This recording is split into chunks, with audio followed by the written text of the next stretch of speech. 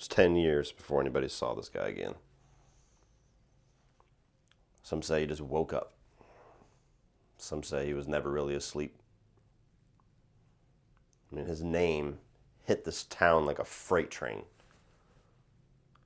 Suddenly everybody saw him on every street corner, behind every bush, outside every window. It's pretty fucking amazing how many people swear they encountered this fucker face to face. And I gotta spend 4 years being laughed at like I'm blaming Freddy fucking Krueger for my crimes. Why do you think he came back? There was a little girl, his niece, the last drop of blood in his family. Go on.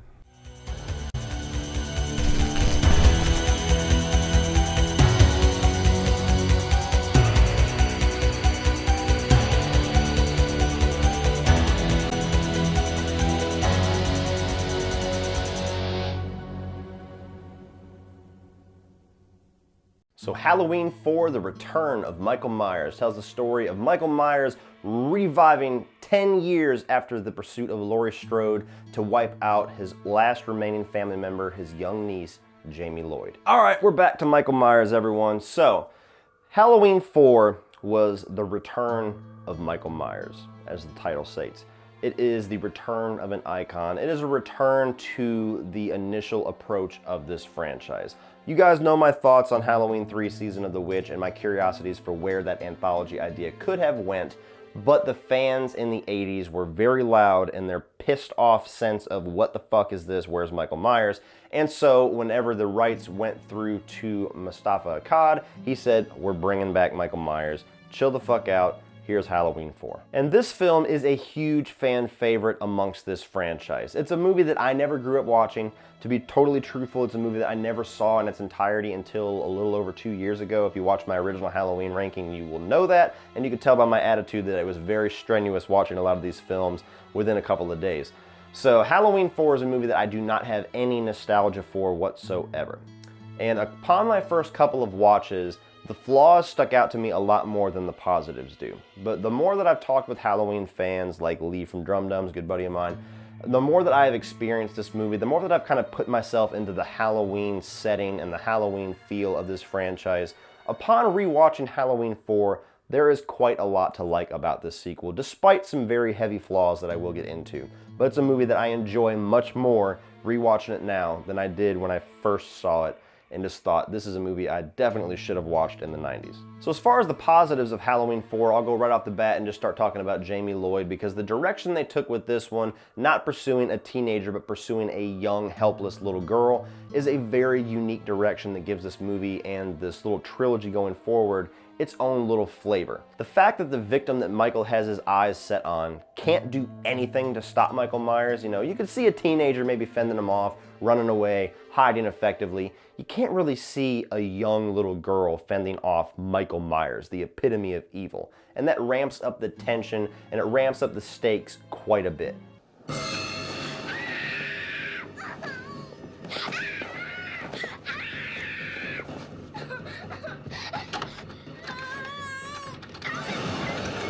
And it does help that you have a young Danielle Harris portraying this character of Jamie Lloyd. Now, I'm not as somebody that is as high on Danielle Harris as it seems like a lot of the horror community is, to where anything she does is gold. I definitely think she's got some rough shit out there. I don't even think that her addition to the Hatchet franchise was much of an addition at all. I actually think the first girl was a little better than her, but that's a totally different franchise. But where she started in her acting career in the horror world of playing Jamie Lloyd, she is a fantastic little young actress. The amount of emotions that she can bring out, especially with this fear, this paralyzing paranoia that she has from all the townspeople just continuously reminding her who she is and who her uncle is and what he did.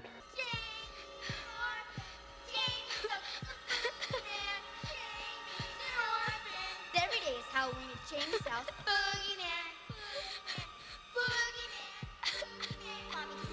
That really brings a new level to this character. You know, this is the first time that Michael is chasing a victim who is essentially a broken character.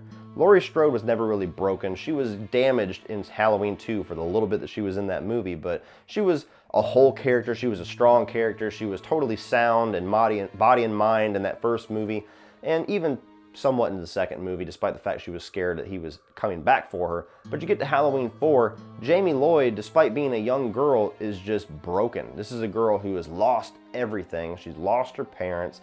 She doesn't really know if she fits in with this foster family. She can't quite tell if her foster sister loves her or is annoyed all the shit about her. She doesn't really know if Michael Myers is out there, if he's dead, if he's gonna come back. Everybody at school, like all the little shithead little kids, just make her life a living hell. This character, her life sucks. And then Michael Myers comes along, doesn't make it any better. Another great addition to this franchise is the character of Rachel, who kind of has a little bit of an arc throughout this movie. She's kind of more the forefront as far as character development than Jamie is. Jamie's the focus because of who she is in relation to Michael Myers, but you get to Rachel, and we don't even really know how she feels about Jamie. She's sweet to her, she's caring for her, but at the same time, it's like, does she really love her? Or is this gonna go bad at some point and she's like, just get rid of this fucking foster sister. I keep having to babysit her. I wanna go hang out with Brady. We're going to go trick-or-treating. I don't want to. It's Halloween. I mean, don't you want to get dressed up in a really scary costume and get some candy? How about this afternoon I pick you up from school and we go get ice cream? Double scoops? Double scoops. But she goes through this arc. She takes care of Jamie. Whenever the scary shit starts happening, she will not let anything happen to Jamie. And she kind of becomes this protector and kind of this heroine for this franchise. In the absence of Laurie Strode, Rachel is now our new final girl and the girl that we hope to see carry on this franchise. Hope to see.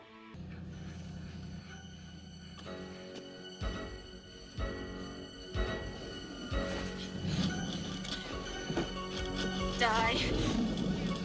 Son of a bitch!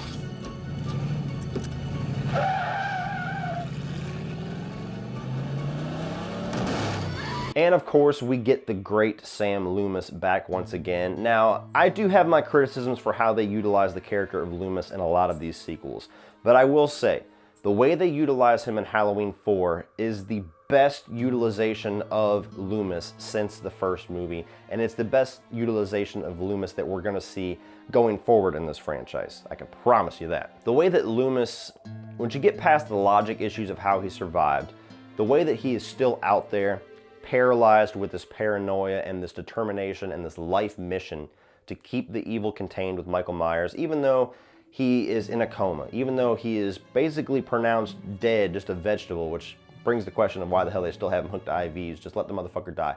But anyway, getting past all that, you have Sam Loomis, and he's burnt up, he's scarred, he's basically, his life is now make sure this motherfucker doesn't get out. And when he is introduced into this movie, the way that Donald Pleasance brings the portrayal of his character and the performance of Sam Loomis in Halloween 4 is of a Sam Loomis who is just exhausted. Why wasn't I notified? About what? You know damn well about what. You let them take it out of here. For Christ's sake, spare me the speech. I've listened to it for a decade. The fact is that Michael Myers was a federal patient and a federal prisoner, therefore he is subject to federal law. We're not talking about any ordinary prisoner, Hoffman. We are talking about evil on two legs. I can see this is useless. Who is tired, who is almost ready to be done living, and just if he could just get some kind of a guarantee from the world that Michael Myers is done and he is stopped forever, he would probably be one of those characters that would go home, enjoy a cup of tea, and die in his sleep with a realization and a smile on his face that he has completed his life mission. Michael?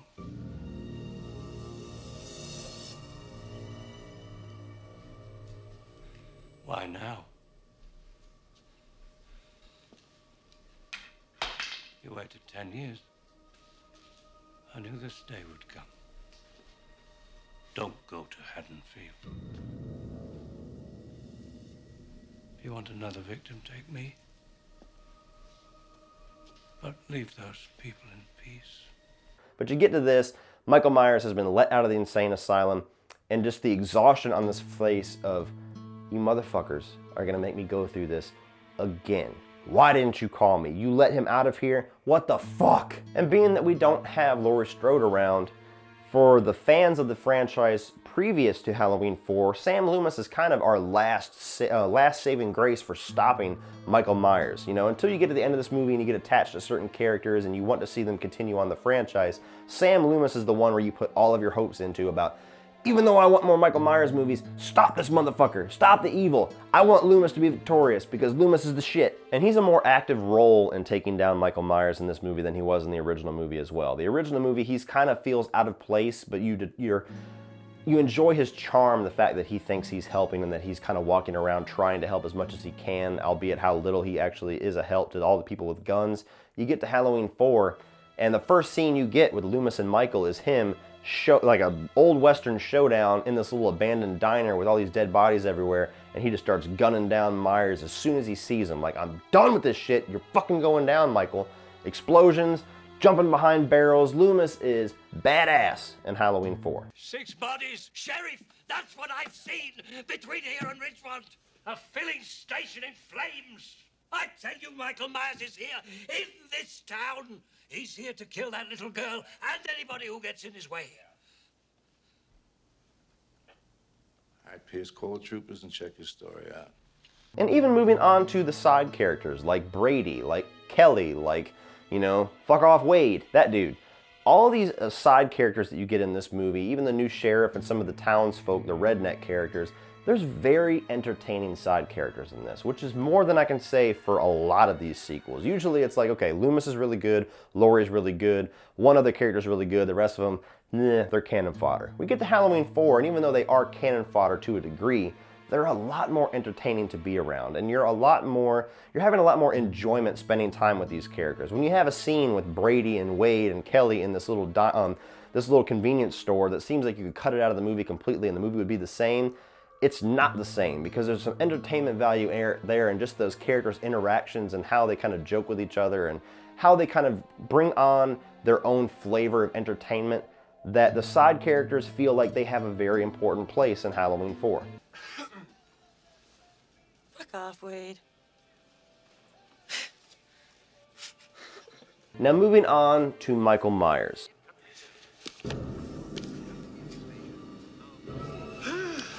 There is some negative aspects of this character which I will get into, but I will say that overall, the performance of Michael Myers is a lot more in line with what I would expect from the character than the robotic zombie-like character that we got in Halloween 2. Although there are some things that definitely aren't on level with Nick Castle, this feels like the Michael that I know and love for most of the movie. There's scenes here and there, but for the most part, this does feel like that same old classic Michael Myers. Even down to the way that they execute the character and the way that they frame the character and the way that they utilize him as kind of being in the shadows. That whole thing about hiding him in darkness and framing him a certain way and showing him, like, you know, looking at you through the fog, or even seeing his mask like in the distance staring at you, like staring a fucking hole through you. All those little subtle elements that John Carpenter had in his execution, they do their best attempt at recreating a lot of that. Mostly successfully. Especially the whole suspense building aspect of Michael Myers. They do that really well in Halloween 4 as far as you never know where Michael Myers is. Like when you get to the third act and you get this house that everybody is kind of barricaded into, and they find out Michael Myers is in there, there's enough shadows and darkly lit rooms and weird ominous stuff going on and the way that the camera moves around that you really do have this tension that Michael Myers is going to pop out at any moment. He's going to jump out of that door. Oh, he's going to jump out of that door. Oh, he's going to come up from under that table. Oh. It's that type of experience. And even down to the way that they kind of make Michael smart in this movie. They make him more of a systematic killer. The way that he is just kind of meticulously getting details in order to take down Haddonfield. He takes out the power first, then he takes out the police force, then he goes after Jamie. That is a very cool element that they bring to Michael in this that feels more in line with the level of intelligence he had in the first film and not just this zombie motionless killer that's just kind of like a shark that just goes. You feel like he has a little bit more brains behind him in this one. You feel like he has a plan and he's going to execute that plan. Even down to the way that he kind of tricks Kelly, where he stuffs the sheriff's deputy's corpse all fucked up in the corner in the table behind there where she lights it, and then all of a sudden the dude who was sitting there with the shotgun for 5 minutes while she was looking around stands up, and it was Michael fucking Myers. Zombie Michael would never do that. Halloween 4 Michael, a little bit of a step up.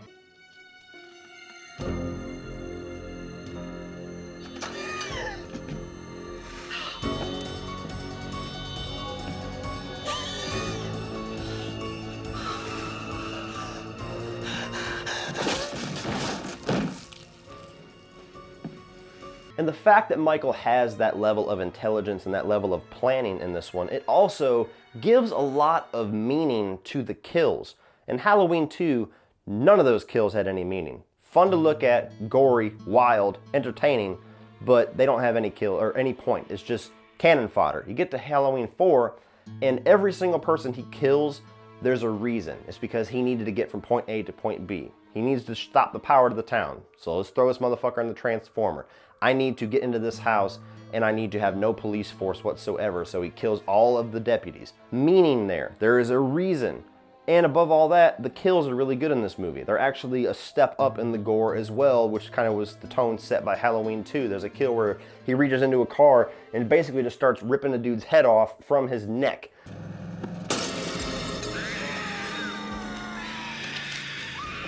You get a shotgun impalement like a fucking spear. I mean, you get a dude roasted to death on a transformer. You get somebody that has a fucking thumb stuck right into their forehead. Good shit. Good shit, Halloween 4. And my final positive for Halloween 4, we gotta talk about the ending. Now, I was robbed of the experience of being shocked by that ending because by the time I saw this movie, it was like common knowledge for me that Jamie ended up being a killer at the end of it, so I didn't have the shock value. But if you really invest yourself in this movie, if you turn your cell phone off, if you watch it, if you go through all the motions of Halloween 4 and all of the struggles and all of the hell that Rachel and Jamie go through and trying to take down or trying to escape Michael Myers, and especially the heartbreaking performance of Donald Pleasance in this character that's just trying to stop the evil. If I do one thing right in my life, I have to stop this evil. And for about 2 minutes, you feel like you've done it. You feel like the evil's been vanquished. The Jamie and Rachel character feel like they have escaped it. Sam Loomis is content with the fact that he has finally stopped the evil. And then moments later, this blood-curdling scream from upstairs, and you get Donald Pleasance giving the best 2 to 3 seconds of his character of Loomis probably in this entire franchise. And just a look.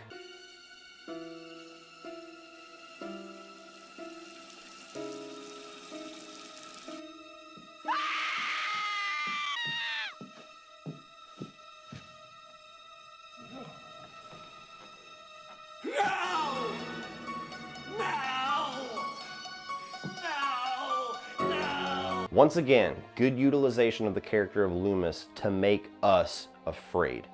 The visuals of Jamie covered head to toe in blood holding scissors is freaky enough, especially if you do not expect that ending. But you add in the reaction of Dr. Loomis, and it makes it 100 times more effective. And although they definitely wrote themselves into a corner with that ending because they were never going to have the balls to actually follow through with that and make Jamie the killer in part 5 and not go back to Michael Myers again, although they set themselves up for that failure, it definitely was an effective ending for Halloween 4, and most horror fans that are fans of Halloween will say it was one of the more shocking endings that they've seen in their lifetime of watching movies. I wish I had that experience. It wasn't a shocking ending for me, but it is a damn good ending for Halloween 4. Now moving on to the negatives of Halloween 4. Now these are, I don't have as many negatives about this movie as I've had about some of the other movies in this franchise, but some of the negatives that I have are bigger negatives than a lot of the stuff that I would list off on some of my other reviews. So starting kind of small. At the beginning of this movie, when the thing opens up and these 2 coroners are coming down to get the body of Michael Myers, the character of this security guard or whatever the hell he was that goes down in this elevator with them and kind of tells you the recap of what happened in Halloween and Halloween 2, that character is horrendous. Just thinking about him gives me the willies. A decade ago, Halloween night, he murdered 16 people, maybe more, trying to get to his sister. Nearly got it, too. But his doctor, of all people, shot him 6 times. It's the portrayal of the character or the way the lines are delivered or something. It just feels so cheeseballish, like it just totally does not fit with this movie. And the way that he goes through every single beat of plot between Halloween 1 and Halloween 2 in this elevator ride, just to make sure that these coroners actually know who Michael Myers is, as if they wouldn't fucking already know, it just seems like lazy writing to me. It seems like one of those previously on Halloween segments that they had to throw in there for the sake of, well, just in case somebody watches Halloween 4 that hasn't watched the first 3 films, let's just give them some information so they're not lost. I don't even feel like it really needs that. You could kind of go through Halloween 4 and cut out that dialogue, and I think that a person with half a fucking brain will pick up on the gist of Michael Myers. Oh, he woke up because they said that he had a niece. Obviously, he's gonna go kill that little bitch. Cool. I'm with you. Moving on from that, although getting back to the approach of the original film of Halloween is kind of what fans were asking for, so they gave the fans what they were asking for, this movie is very formulaic. It goes through all the same beats as that original Halloween, almost note for note. And like I said, that's what the fans wanted, so they definitely did what everybody was asking, but I have to hold that against this movie as not being original at all. Entertaining? Yes. A lot of great things about it? Yes. A fan favorite of this franchise? Absolutely. But this is a movie that I don't think anybody would ever accuse of being original. And I gotta say, as a heterosexual male who is not afraid to poke fun at the fact that this is in this movie, man, is Kelly a dick tease. You're gonna have probably the most gorgeous girl in the entire Halloween franchise, arguably, or at least one of the most gorgeous girls. You're gonna cast somebody that has large assets, and in a franchise that's not afraid of nudity whatsoever, this is the time that you choose to have cutaways and all that camera trickery to keep the nudity off of the little square box that says rated R for these reasons? Why? Why?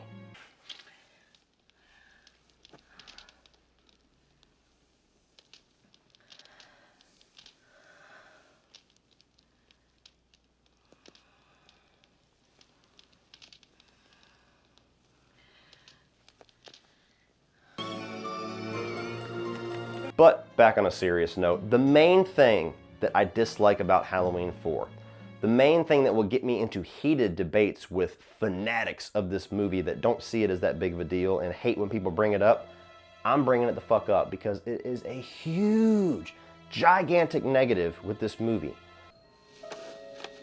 That fucking mask is horrible. I will say it numerous times throughout this review series.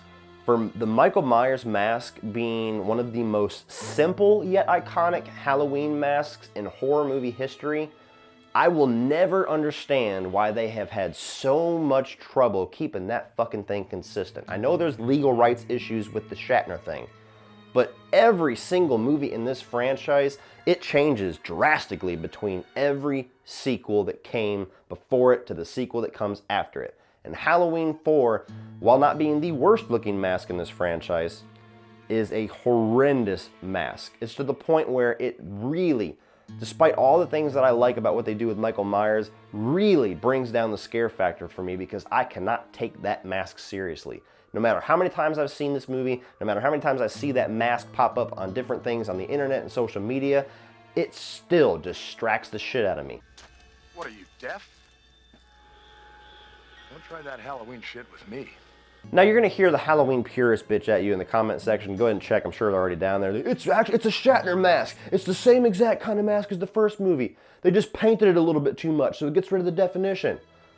Well, that little bit of paint fucked the mask up. I don't give a shit if it's actually William Shatner's skin. It does not work. And I don't understand, they bought the original mask for $2 fucking. I don't understand how a movie with such a huge budget could not see in the first day of shooting that this mask was not going to work. They obviously saw that the hair wasn't going to work because we got one scene of a blonde Michael Myers. How the fuck that remained in this movie is a mystery too.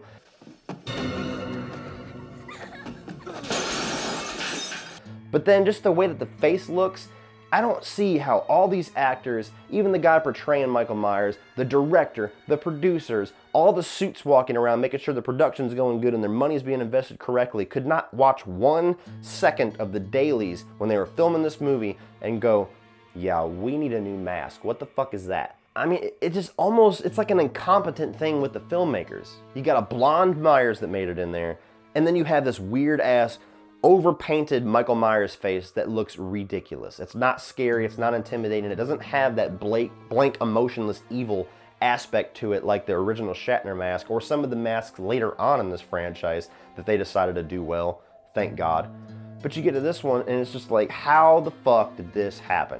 And yes, I'm harping on it that hard because if this was the original Shatner mask or a mask like later on in this franchise that is actually a good mask, that one element alone would bring this movie up a couple of pegs alone. Just that one element of the mask. But with all that being said, I can actually call myself a Halloween 4 fan now. I still don't think it's the best sequel in this franchise. I will go ahead and spoil that for my ranking fans.